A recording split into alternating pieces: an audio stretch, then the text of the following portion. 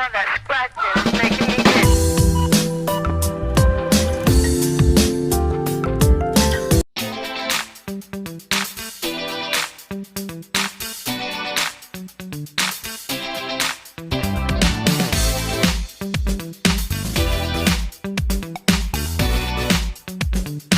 Hi, Tita Tommy. Salamat ako na sa mga fish food. Dahil sa tatlong tao na to, mas lalo pa akong na-inspira gumawa ng videos. Don't compare your life to others. There's no comparison between the sun and the moon. They shine when it's their time. Yo, what's up mga otits? Kamusta kayo? Ang ating pag-uusapan ay yung mga isda nating nagtatamlayan dahil sa walang tigil na naman na pagulan. Meron akong ginawang video about dito pero tungkol dun sa beta kaya may mga dinagdag ako ng konti na hindi pwede dito sa gapi. Kasi ngayon ang pag-uusapan natin ay yung tamang pag-handle sa mga gapi natin kapag naulan. Meron din ako mga idadagdag na hindi ko nasabi nung nakaraang video ko.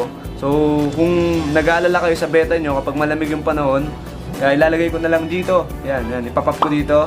Pero ilalagay ko rin yan pala sa description box para mga otit, hindi na kayo tama rin mag-search kasi yung video na yun halos parang walang masyadong nanood.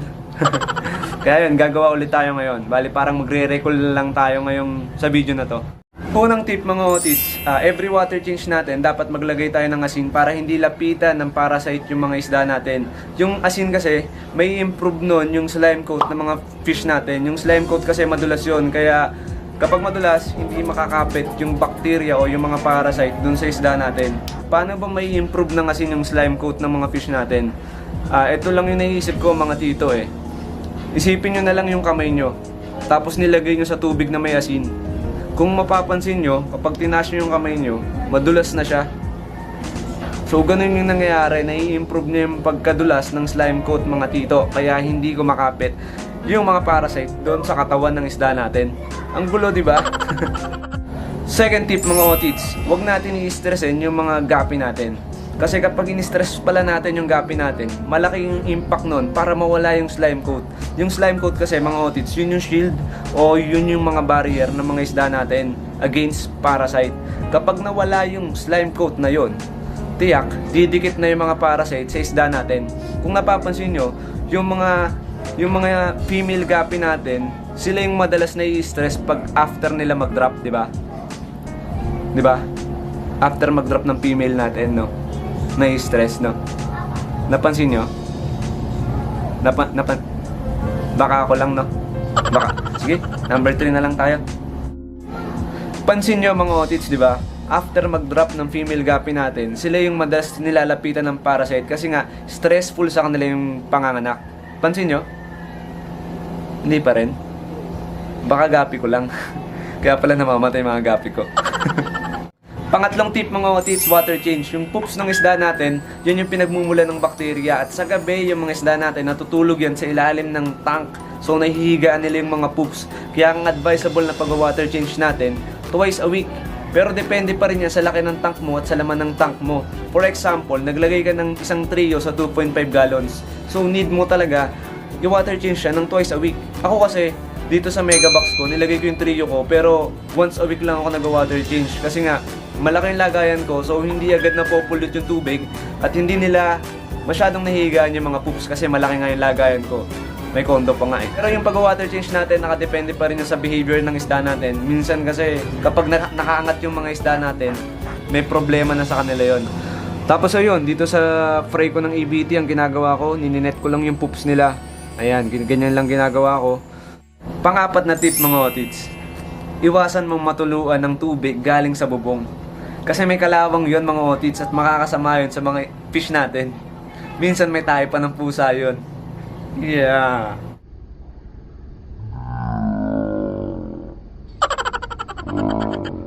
Ayun mga tito, biglang umaraw ulit. Tumama na naman sa atin yung sikat ng araw. Ang panglimang tip natin, once a day lang sila pwedeng pakainin. Kasi mahina yung metabolismo nila. Pero pwede mo naman sila pakainin ng twice a day, pero dapat konti lang, yung kayang-kaya lang nila ubusin. At ang pinakamagandang pakain sa kanila, ito, fish food. Kasi nga may wheat germ to mga otits, at yung wheat germ, madali lang i-digest ng mga isda natin yun. Ting malamig ang panahon. Power. So yun mga otits, update ko lang kayo. Hindi pa dumadating yung aquarium na pinagawa natin. Sabi ng pinagpagawaan ko, padating na raw siya ngayon. Pero mag-aalasin ko na, hindi ko alam kung darating pa yon. At yun nga pala, bili kayo Peace Food. Sir Ken Magno lang ang ipipm nyo para i-guide nga kayo kung saan reseller kayo bibili. Sa Cavite naman, si Fish.net lang yung reseller dito sa Cavite. Malay nyo soon, Otit in the house.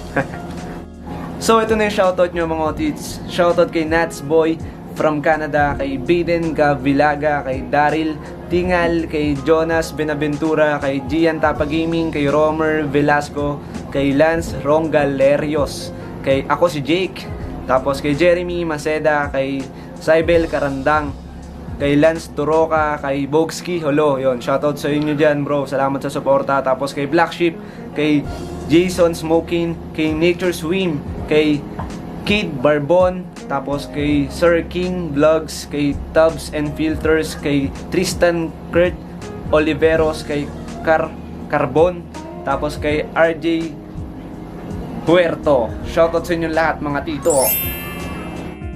Tapos yun mga otits, hindi pa pala tayo tapos. Pag malamig yung panahon, tingin ko yung paglalagay ng maraming plants, malaki rin yung naitutulong nun eh. Tapos yung ginawa natin yung kapag mainit yung panahon, yung naglalagay tayo ng towel dun sa aquarium natin. Malaki rin yung tulong nun lalo kapag December. Kapag sobrang lamig talaga tuwing gabi. Kasi malakas sumipsip yung aquarium natin ng lamig. So yung mga, pag naglagay tayo ng towel, medyo nababawasan nyo yung lamig. Ako kasi hindi na ako nagkakaproblema ngayon kasi nga, kung alam nyo naman mga tito, may daga dito sa amin. At tuwing gabi, lahat ng setup ko talaga dito, nakatakip siya.